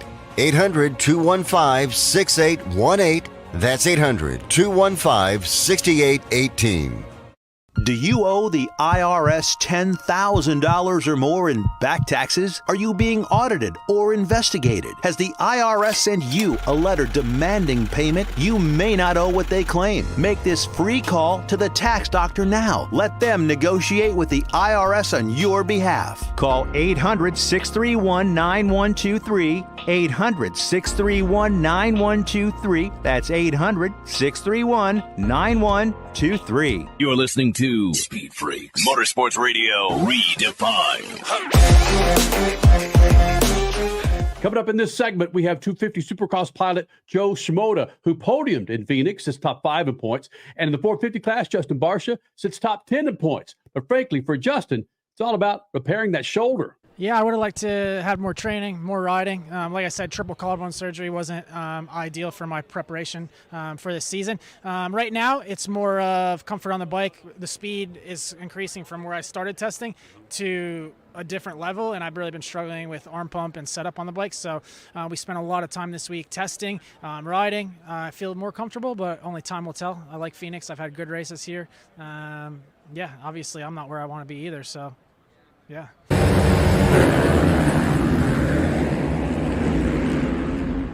We talk about riders and their injuries, riders and their injuries and the severity of their injuries, and whether it was Eli Tomac's ankle or depending on the shoulder surgery.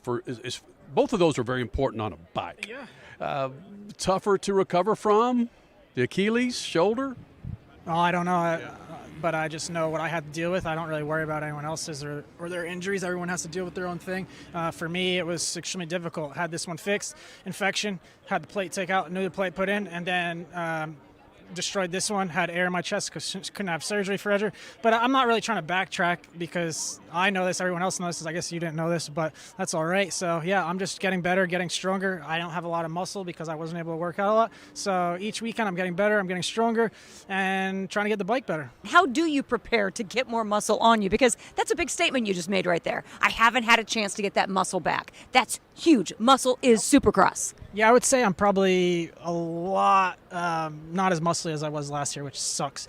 Like I said, I didn't have the time to do the workouts and do what I needed to do. So it's like this year for me, the only way I can do that is keep building, stay healthy, and each weekend get stronger and stronger. And I feel like I'm getting that. But like I said, sometimes you start going faster and faster, and then the bike changes a lot, the track changes, the speed. I mean, my speed from preseason till now, it has changed drastically. So obviously the bike setup's going to change a lot. So that for me is what I was fighting with. And I feel like this week I made some progress on that. But like I said, only time will tell. We'll go out there and race and see where we're at. But yeah, obviously hit a podium, which I can't believe I hit a podium right off the bat early in the season. So for me, the goal is obviously to, be there, but I didn't expect that. So for me, it was like usually I come in really hot, get a win early or get a podium early, but this year it's more of a long game, and hopefully get that win at the end of the season and not at the beginning of the season, and a couple wins. So I know, like a lot of guys say, the season don't start till Daytona, so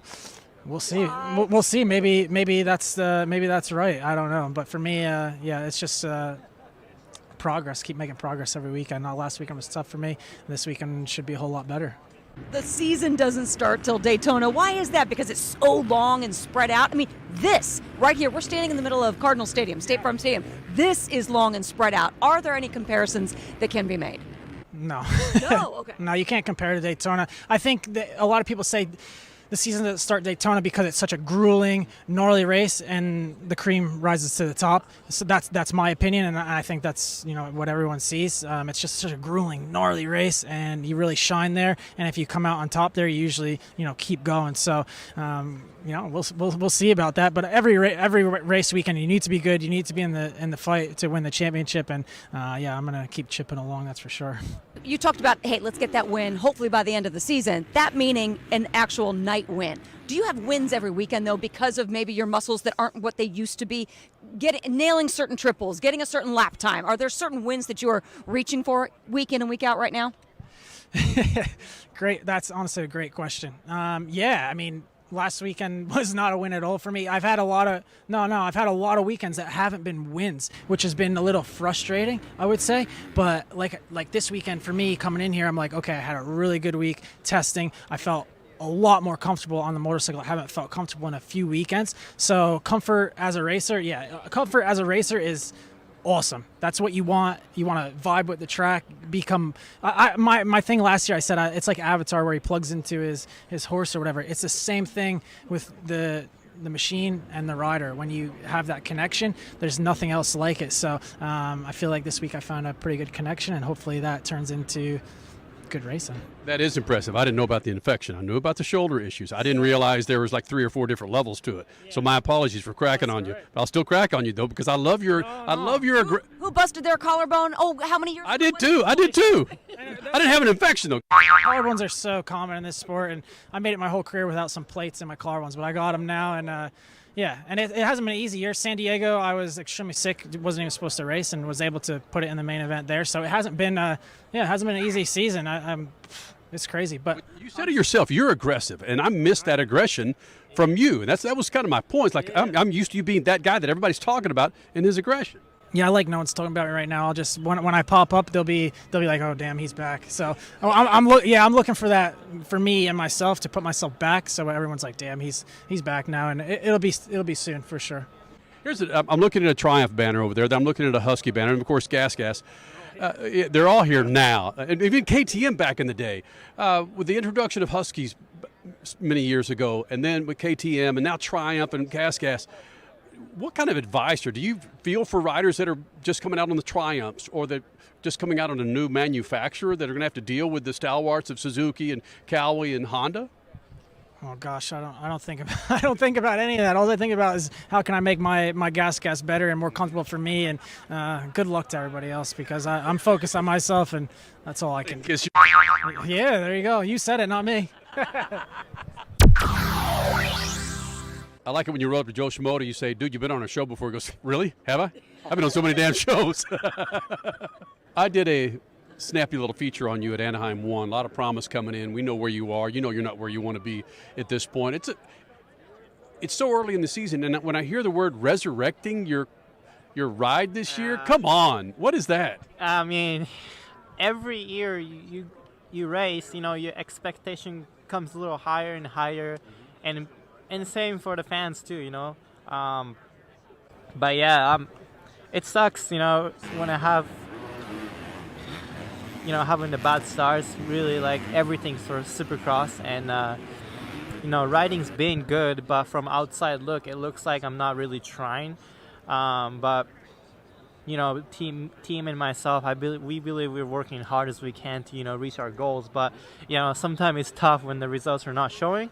We can talk about starts, and starts are everybody's nemesis. It seems like everybody goes through their learning curve, especially on a different bike with starts. Are we just going to ignore the fact that you've had 2 massively muddy rounds and San Francisco was just crap? I'm not one to make excuses, but that's the reality. Yeah, the San Francisco was really tough one. So I went first in the heat race, and in main event had a bike issue, so I couldn't really finish the race. But yeah, it's no more rain, please. No. But Joe, I bring that up because you've had many times in your career, everybody has, where you've been able to come back from stuff that, okay, it didn't start the way you wanted. It's not how you start, it's how you finish. Like you said, you've got new stuff on the bike in Phoenix. So it's just learning, moving forward, and being better because of how maybe some failures happened at first. Yeah, like we talked about, if you're not showing in the result, that look like you're not trying enough, but it's this year I feel like every other year I was struggling on the riding portion too, where I was like a few seconds slower, but this year I feel like I'm really close to have a top pace. Sometimes I have like a fastest lap, but it's just like when you start really almost dead last every single time, like that's never gonna take you to where you want to be. So it's a new thing for me, but just trust me, we're working hard, but just not there yet. How do you ramp yourself up on a race weekend? Maybe let's say hours before coming into the fireworks, the intros and all that. How do you ramp yourself up? Is it music? Is it quiet time? Everybody's got their different routines. Honestly, I'm like, I try to stay calmer. I want to make a right decision on the track. So where some people like to, hype up themselves and then, get in that mode. But I like, whenever I do that, I'll make like a weird mistakes and stuff. I try to keep it calm. But yeah, what's difficult for me is the practice weeks. Every time you finish outside of box, it's like I need to wait till another weekend. So getting the motivation during the week is more important for me. How do you decide what you're going to wear each race? I don't really decide on these stuff. I just leave it to Fox guys, and they're doing a really good job with it. Last 2 weeks ago, Anaheim 2, they provided the 3-way colored custom kits. I thought that was really cool. Was there ever a time you turned them down saying, man, that just those colors clash, bro? Not really. They come up with some like good stuff every single time. Yeah. And coming up next, Freak Nation, Dale Jr., he's not part of NBC's broadcast this year yet. That's next. Speed Freaks Pits and the Lucas Oil Studios. Speed Freaks, Motorsports Radio, redefined. Keeping your pride and joy perfect is as easy as 1, 2, 3. Start with Slick Mist Speed Wax. Simply mist on and wipe off for professional detail or shine. For your tires and trim, there's Lucas Slick Mist Tire and Trim Shine. Spray on and wipe off for better than new look. Then finish her with Lucas Slick Mist Interior Detailer. Just spray and wipe. Easy. Use Lucas Slick Mist Car Care products and she'll never look better. Fast, easy, and professional. Really, it's sort of like having an extra set of hands. Or 3.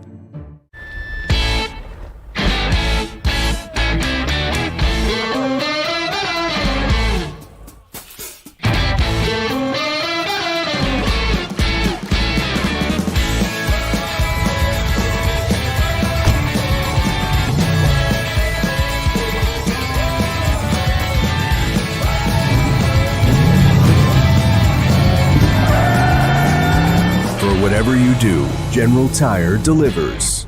The NASCAR Cup Series returns to Worldwide Technology Raceway on June 1st and 2nd, 2024. The time to get your tickets is now. Let's go! Yeah! For only $10 down, you can lock in your seats for an incredible weekend of family fun featuring the Enjoy Illinois 300 and the Confluence Music Festival. It all adds up to one amazing party. Go to www.raceway.com for the hottest ticket of the year. The weekend racing is over, or is it? Not on MAP TV. Monday is All-American Racing Night on the network which never leaves the track. Sit back and enjoy grassroots red, white, and blue racing from America's most iconic tracks. Whether it's the precise lines of pavement ovals or the door-banging action of the dirt, MAP TV's Monday night lineup will bring you all the action from this country's legendary four-wheel battlegrounds. Monday night is All-American Racing, only on MAP TV, Motorsports Network. As your power steering pump ages, seal leaks may occur, causing the power steering system to lose fluid. Your power steering system may also develop an annoying squeal, and the steering may become more difficult to handle. By using Lucas Power Steering Stop Leak, you will stop the seal leaks, reduce slack in rack and pinion, eliminate the squeals and hard spots in your power steering system. It is guaranteed to stop seal leaks or your money back. Lucas Power Steering Stop Leak. It works. Freak Nation, head to your local General Tire dealership now to check out the latest additions to their product lineup. The Grabber family of tires are engineered for durability and feature innovative performance features that offer all-terrain capability, blending exceptional off-road durability and impressive on-road performance, all while sporting aggressive styling. For outstanding off-road performance coupled with strong street manners, look no further than General Tire. General Tire delivers for whatever you do, and the official tire of SpeedFreaks since 2001. A healthy weight, more energy, and smooth, regular bowel movements. 3 things everyone strives for. It's me, Chuck Norris. There's one really important thing we don't talk about enough: our health. Achy joints, digestive issues, weight gain, and fatigue. We're told these are normal signs of aging. So working with a team of health experts, we came up with Morning Kick. Morning Kick is a revolutionary formula combining 10 different supplements in one. Probiotics that help you lose weight, prebiotics for digestion, superfoods for muscles and joints, and several of the most powerful anti-aging supplements on earth. It'll help you feel youthful, energized, focused, and help manage stress. Anybody can achieve great health regardless of their age. Go to roundhouseprovisions.com. Use code FIT or text FIT to 511-511 and claim 40% off today. Every purchase comes with our 90-day money-back guarantee. Text FIT to 511-511. Morning Kick. These statements have not been evaluated by the FDA. This product is not intended to diagnose, treat, cure, or prevent any disease. Tax fees may apply.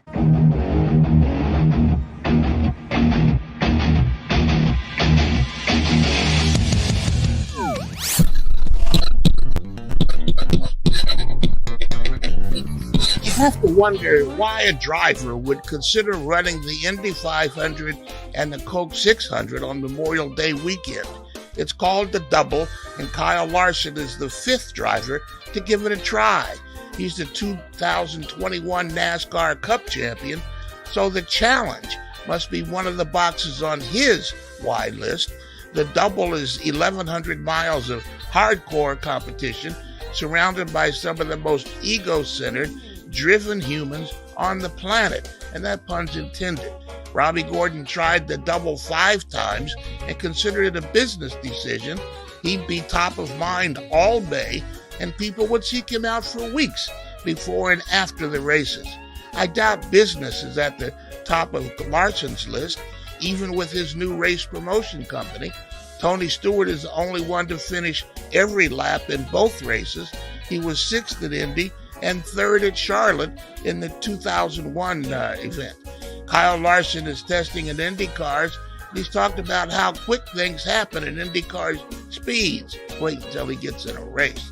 I can only hope Larson has the discipline needed for success in both events. Peace. Your Statman Scat brought to you by our good friends at General Tire. Some really crappy weather out there, Freak Nation. If you're in that crappy weather, okay, great weather. Regardless, make sure you're rolling on a new set of General Tires. A great website to check out. Go to generaltire.com to find the tire for your ride. You got yourself a sedan, a passenger car, a big old fat Jeep. Get those grabbers on that Jeep. They've got the tire for your ride. Go to generaltire.com. Statman talked about the double. Mm-hmm.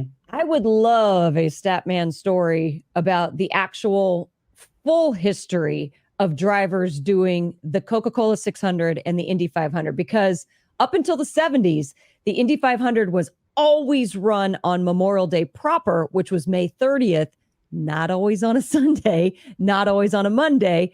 And then when Coca-Cola came around and started sponsoring, after Charlotte was finally built, the Coca-Cola 600, they wanted it to be the last Sunday of the month of May. So the closest Sunday to whatever Memorial Day was. So these races were not on the same day. Cale Yarborough, Donnie Allison, Bobby Allison, Bobby Johns. There were so many guys that did this double when it wasn't on the same day. The most successful being Donnie Allison, winning Charlotte, but then days later getting fourth in Indy. I mean, there's a big... so he had a chance to take some naps and get some sleep in there, pound some beers. The double didn't become the double on the same day until John Andretti did it in 1994. That was the first time it was attempted on the exact same day. It's just mind-blowing to me. The history of drivers wanting to cross over and do these two events goes back pretty deep, but the actual double on the same day, I just made an in and out reference. It's just crazy. It's not a double. It's like, I'm going to do the consecutive. Yeah, but they didn't have the opportunity to do it on the same day. Yeah, because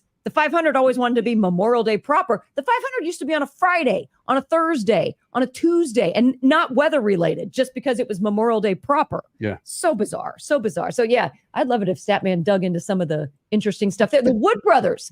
Weren't the Wood brothers? Nothing else to say, Crash. Yeah. You just did the history right there. No, yes, there is. Yes, there is. Because didn't Yarborough have a brother, Leroy, or was that his brother or his cousin? Whatever. No, There's they so were many spelled others a out. little different. They might have been distantly related. But yeah, and the reason that NASCAR guys came over was because of the Wood brothers. There's a lot of history there that I don't know about, but I started learning more about for some reason a couple years ago, and I'm like, wait a minute. You hit the highlights there, Crash. You sort of nailed it right there. The bottom line is, I can't do it justice what Statman can do. I also I didn't know any of that, Crash. So I learned that's what I learned today. So thank you. You were today years old. I had no idea that was the case. I wonder how many people out there thought the same thing. I always thought they ran on the same day. I always thought the Indy 500 was always ran like Memorial Day weekend. So I did not know that. That's cool. I guess it's true. I mean, I'm going to believe you, Crash. It sounds true. Yeah, it sounds great. We're going to have people checking us out on MAV on the Freak Radio Network going, yeah, half the crap she said was true, but At least when you were talking, you believed that it was true, which is, half the battle. It was true. It is true.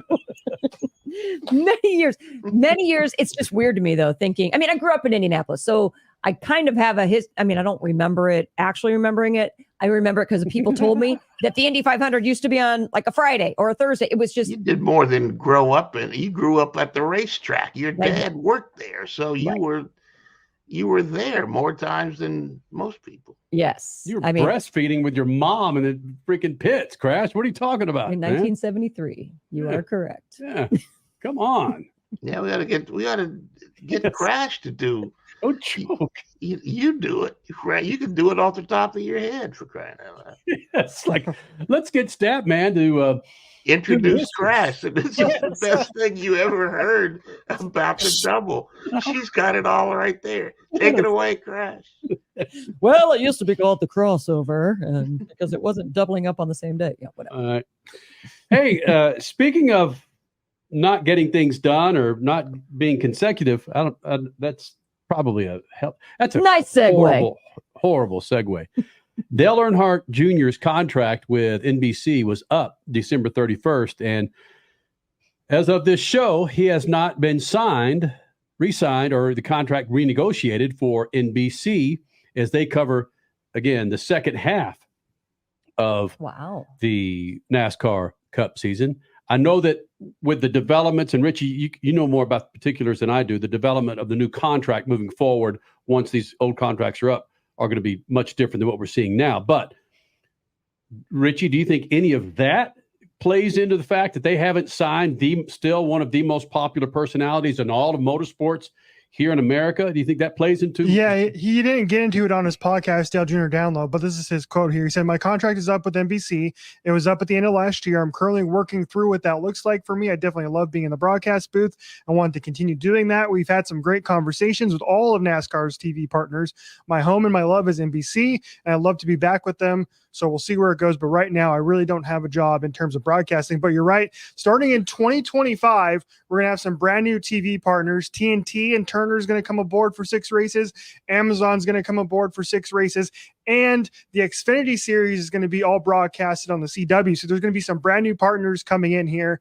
And I wonder if that's where Dale Earnhardt Jr. ends up. And I think, I don't remember if I tweeted this earlier this week or wanted to tweet it, but never did, which is if you're Amazon or if you're TNT, you're backing that freaking Brinks truck up right now. And you're making Dale Earnhardt Jr. the star of your broadcast. And end of story. I don't care how many, especially Amazon. You have Jeff Bezos' freaking money. You can spend $10 million an episode on a show of what's the damn name of the thing? Of the JR Token thing. Anyway, you can spend $10 million on an episode. I remember Lord of the Rings. Thank you. Jesus Christ. I can't remember Lord of the Rings. They spend $10 million. You remember Tolkien, but you can't remember Lord of the Rings. Lord of the Rings. Yeah, they spend $10 million an episode on Lord of the Rings. You back that up for Dale Earnhardt Jr. and make him the star of your broadcast. I can't believe NBC even let his contract expire. Me and Statman have said the same thing at the end when I brought it up. Like, Dale Earnhardt Jr. is the face of your sport right now. Still, to this day. And the fact that NBC wasn't like, hey, here's all the money in the world to come back is incredible. And it's really stupid. I'm assuming we're going to see him somewhere at the end of by the end of the season. Richie took the bait and ran with it. I'm glad that's where you went, because that's the intention of this conversation. Is I think Dale's being a little coy because this does not make any sense. Why don't you renew with him? It might be Dale saying, you know what? That Brinks truck that old Jeffrey Bezos is backing up is a hell of a lot bigger than Uncle NBC was paying me. You know what? That might be the number one.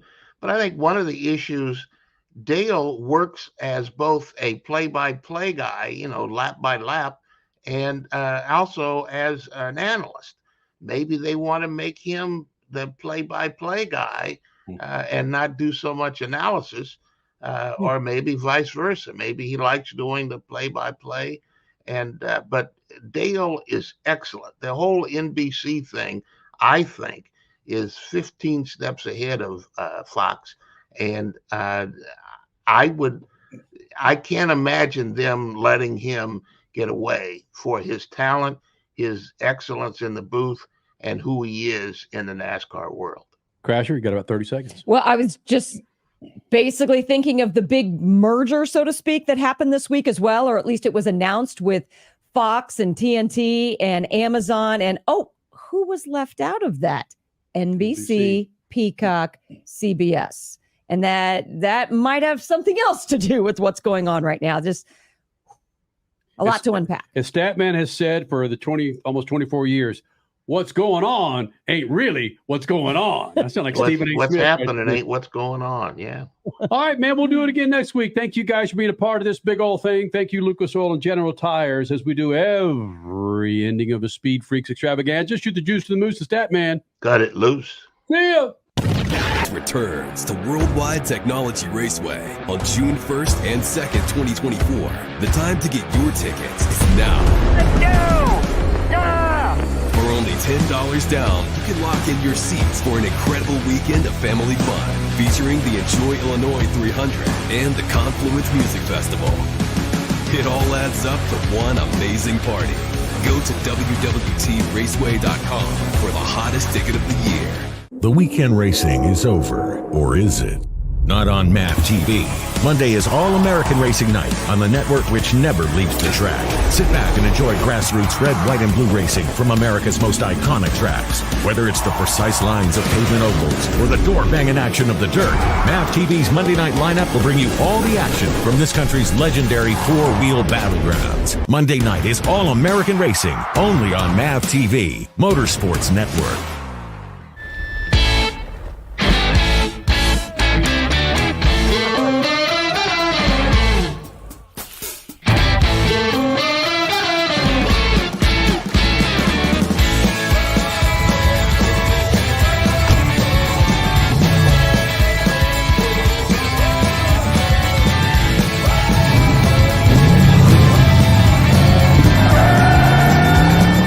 whatever you do, General Tire delivers.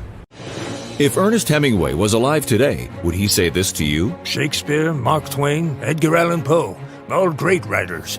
And after reading your book, I simply must add you to the list. Wait, you don't have a book yet. So make a free call to Page Publishing. Turn your book idea into publishing gold. 800-215-6818.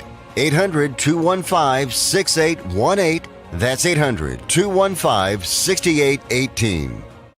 Do you owe the IRS $10,000 or more in back taxes? Are you being audited or investigated? Has the IRS sent you a letter demanding payment? You may not owe what they claim. Make this free call to the tax doctor now. Let them negotiate with the IRS on your behalf. Call 800-631-9123. 800-631-9123. That's 800-631-9123. A healthy weight, more energy, and smooth, regular bowel movements. 3 things everyone strives for. It's me, Chuck Norris. There's one really important thing we don't talk about enough: our health. Achy joints, digestive issues, weight gain, and fatigue. We are told these are normal signs of aging. So working with a team of health experts, we came up with Morning Kick.